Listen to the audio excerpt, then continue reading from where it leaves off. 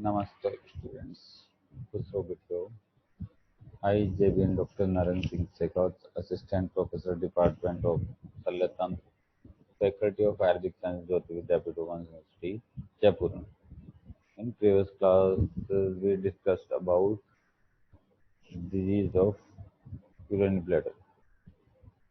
In today's class, we will discuss about anatomy of urethra.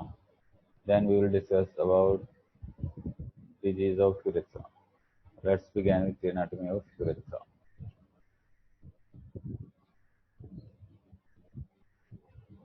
In this picture, you can see left side diagram and right side the matter. In diagram, you can see kidney, then ureter open into bladder, bladder connect with the consequence with urethra. Now, urethra, a tubular structure emerging from the neck of bladder and opens to the exterior. It is the outlet of bladder and eliminates urine through outside. Present in both male and female, but there are some difference between the two. Difference. Okay. So what is the difference between male and female urethra? Very important. It's very important. First, long. Male urethra is long. Female urethra short than male urethra. Length. Male urethra length is 18 to 20 centimeters. Female urethra length is 4 centimeters. Function of male urethra is urination, ejaculation of semen. Function of female urethra is only urination. Course of male urethra is curved, double curved. Course of female urethra is nearly straight.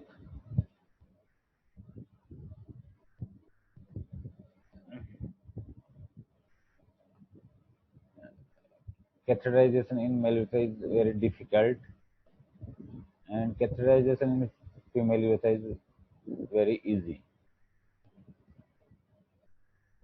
Male urethra, it is 18 to 20 centimeter in long in length, extend from internal urethral orifice to external urethral orifice meters at the tip of glans penis.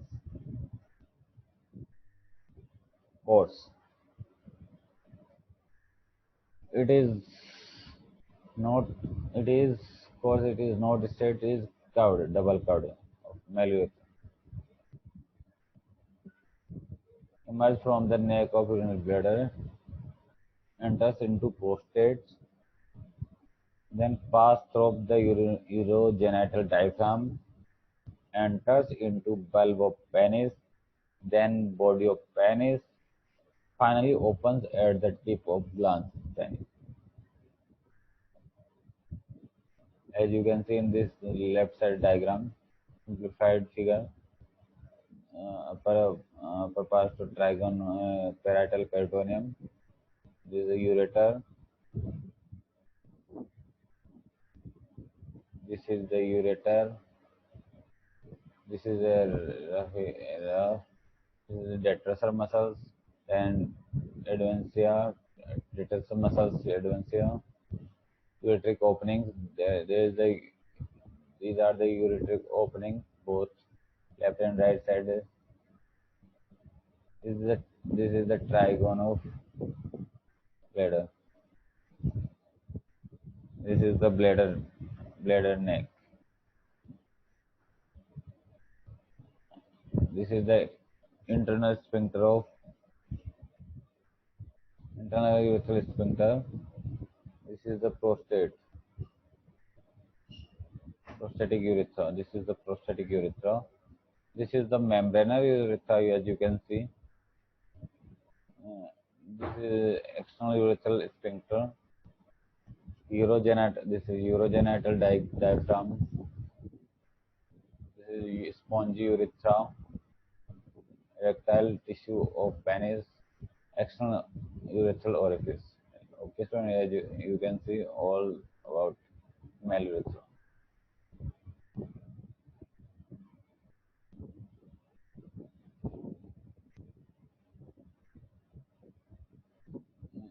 picture you can see all about all about the male urethra.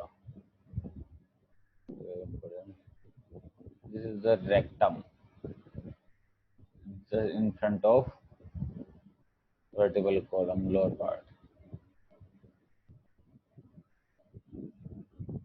This is the peritoneum. This is the peritoneum. As you can see, this is the peritoneum. This is the urinary bladder. All about urinary bladder. Ureter comes from kidney and opens in the trigone of urinary bladder. This is pubic symphysis. And this is the external urethral sphincter. This is this is the prostate gland. This is the urethra. This is penile urethra. This is the external odometer. Okay, students, this is all about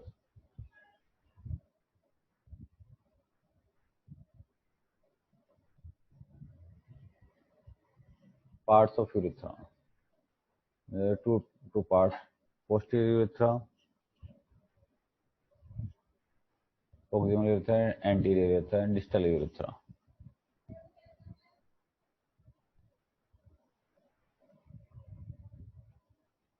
Parts of urethra. First part, posterior urethra.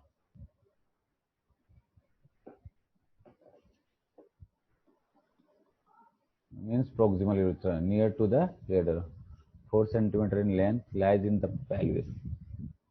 It has three parts: pre-prostatic part lies between the bladder and prostate. B, prostatic part within prostate.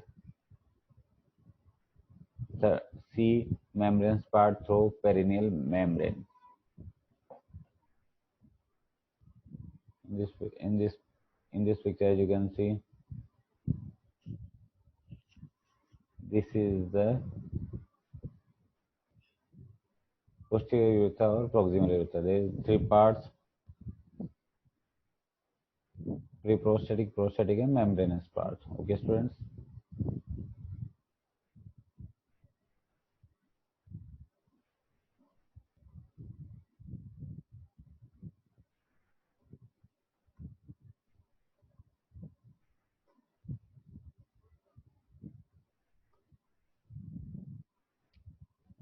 Now, second, anterior urethra and distal urethra. It is 16 centimeter long. Posterior urethra 4 centimeter long and anterior urethra is 16 centimeter long. Lies in the perineum and penis. It has two parts: bulbar urethra and bulbar urethra and penile urethra. Bulbar urethra within bulb of penis. Penile pendulous urethra, spongy urethra within body of penis.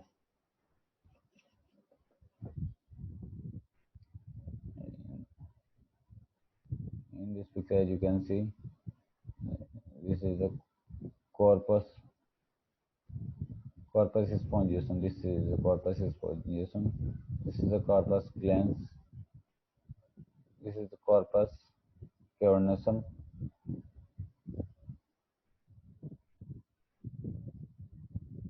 This is the root of penis. There. This is the body of penis. Okay, so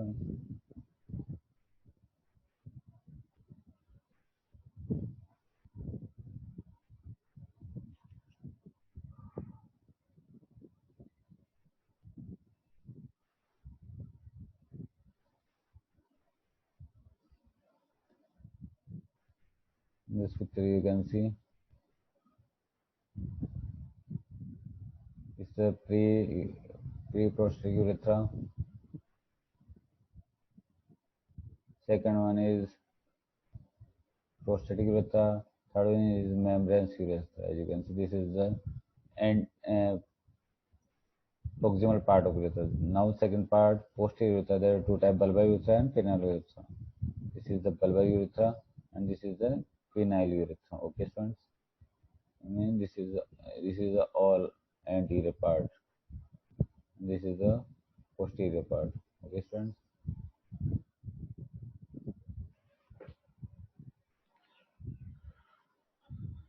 So, students, this is about initial anatomy of urethra. This session is about some parts of anatomy of urethra we will discuss in next class. So, students, this session is powered by digital version 2.0 Jyoti Vidyapeeth University Jaipur. I hope you are satisfied with this digital session. If you have any doubts and queries, please mention in comment box. I will resolve it soon. Thank you, students.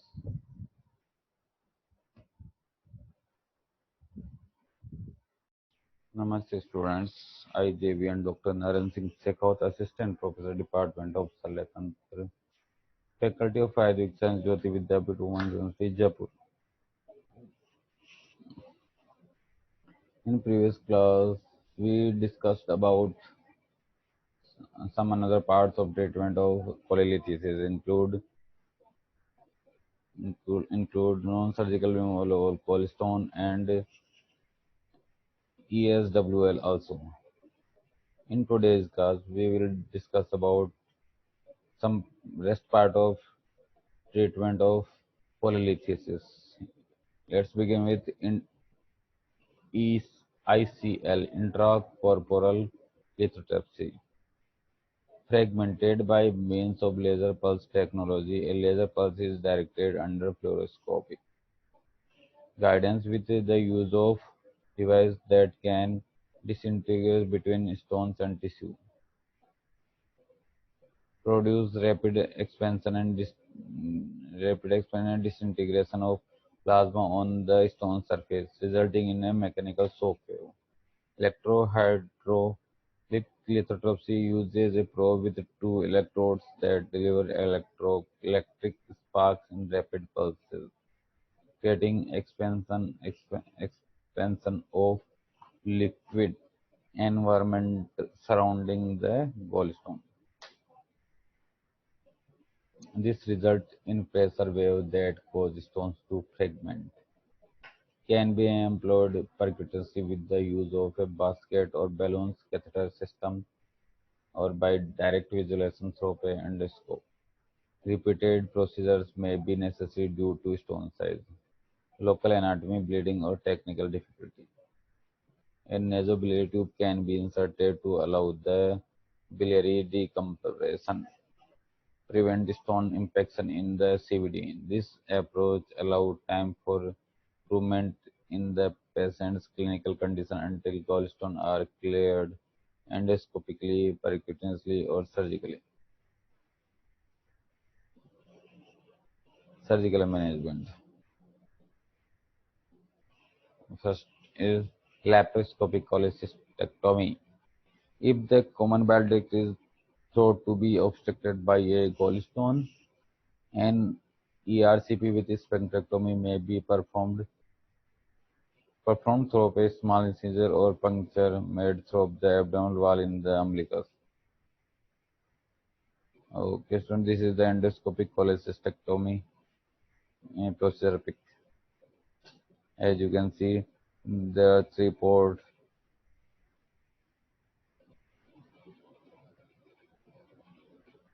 cholecystectomy.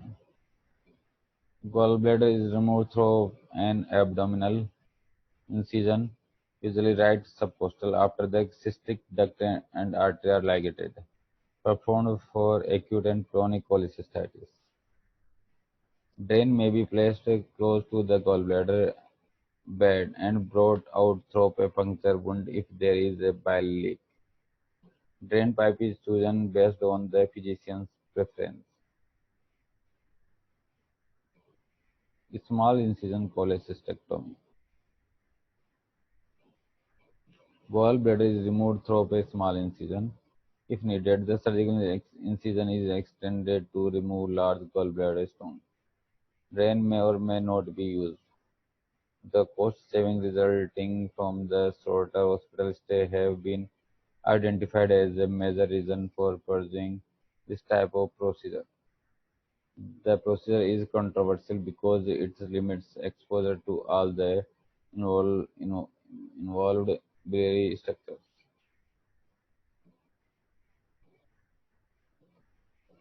Choledochostomy, an incision into the common duct usually for removal of stones. After the stones have been evacuated, a tube usually is inserted into the duct for drainage of bile until edema subsides. This tube is connected to gravity drainage tubing. The patient is monitored closely. A laparoscopic cholecystectomy is planned for a future date after acute inflammation is resolved. Now, surgical cholecystectomy, cystotomy. Performed when the patient's condition prevents more extensive surgery and when an acute inflammatory reaction is severe. When acute is severe.